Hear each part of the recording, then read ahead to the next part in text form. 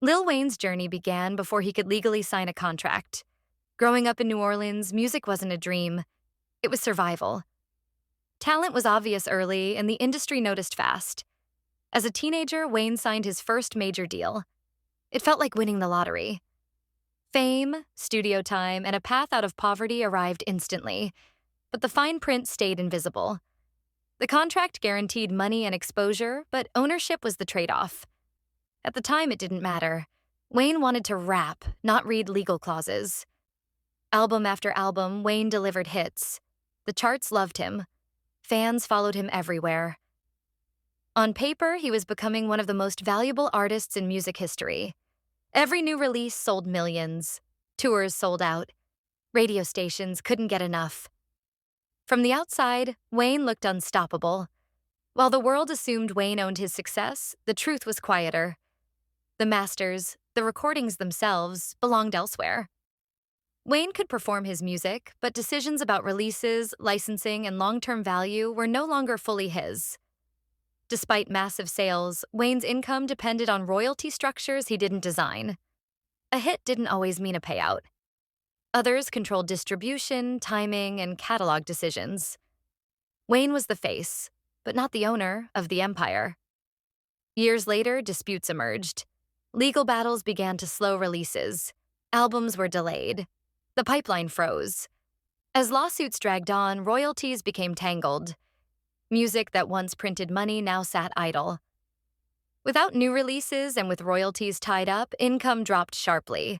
Expenses, however, never slowed. Wayne lived like the superstar everyone believed him to be.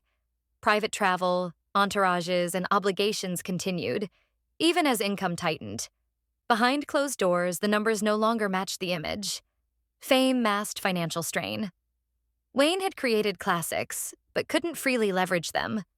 The music that made him rich couldn't save him. Fans still saw a legend. The industry still praised him. But control was missing where it mattered most.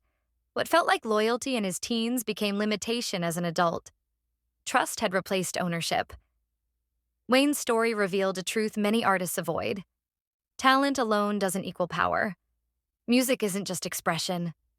It's property. Wayne learned that too late. Legal action became the only path forward. The fight wasn't just about money.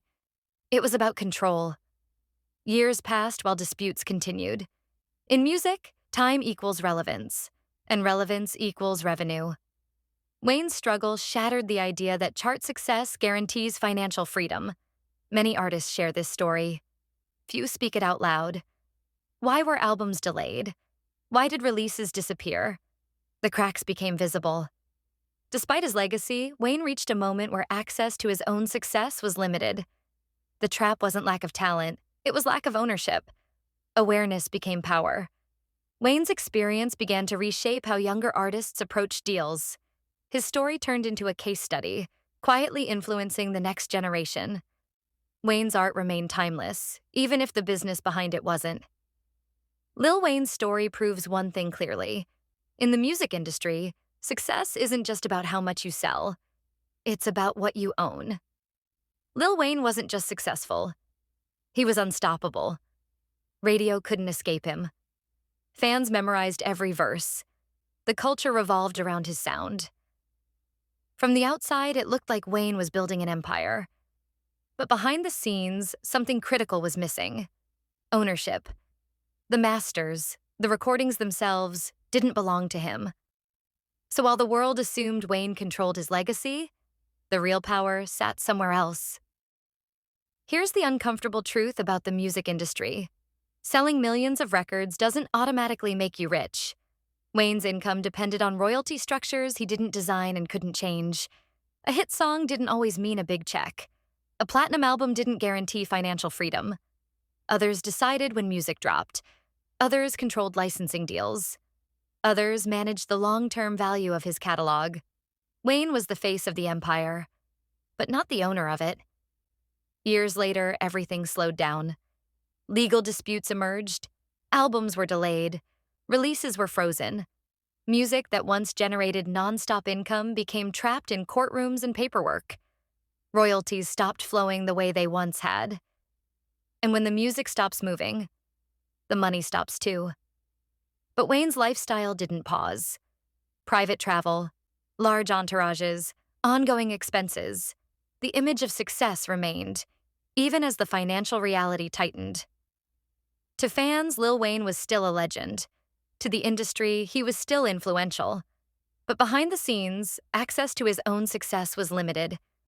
He had created classics, but couldn't freely leverage them. The music that built his name couldn't save him when control was gone. That's when the truth became clear. Talent creates value. Ownership protects it. Legal action became inevitable. This wasn't just about money. It was about control, respect, and ownership of a lifetime of work. Years were lost fighting battles that had nothing to do with creativity. In music, time is everything. Time affects relevance. Relevance affects revenue. And every delayed release came with a price. Lil Wayne's story shattered a dangerous myth that success guarantees security. Many artists share this experience. Few talk about it openly. Wayne's struggle became a quiet warning, especially to younger artists watching from the sidelines. Music isn't just art.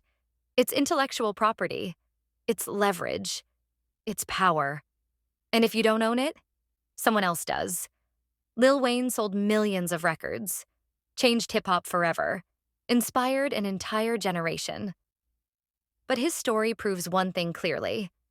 In the music industry, success isn't about how loud the applause is. It's about what you own when the noise fades. If this story taught you something, hit like, subscribe, and share it, because every artist deserves to know the real cost of success.